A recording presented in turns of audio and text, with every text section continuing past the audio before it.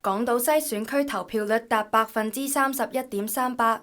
民建聯陳學鋒以30543票成功連任，而首次由選委會轉至港島西直選嘅新民黨陳家珮就得到30033票，成功接棒新民黨主席葉劉淑儀。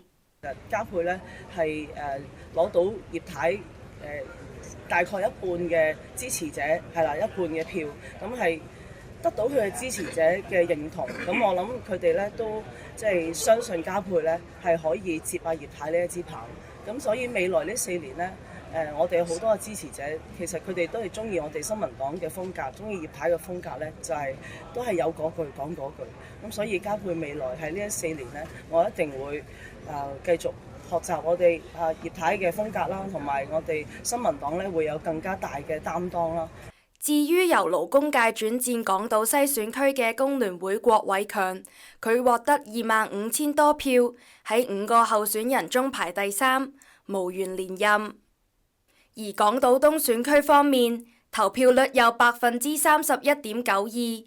工聯會吳秋北以39000多票當選，而民建聯席潔玲就以22000多票取得港島東選區嘅另一個議席。說在線記者溫情報道。